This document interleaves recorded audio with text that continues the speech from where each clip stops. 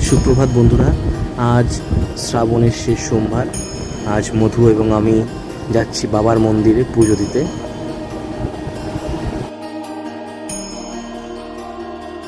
জয় নন্দী মহারাজের জয়।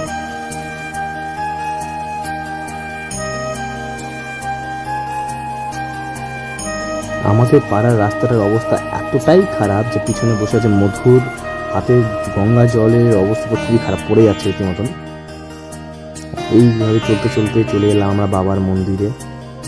এখন আমরা এখানে কিছুক্ষণ সময় কাটাবো এবং মধু পূজা দেবে এখানে।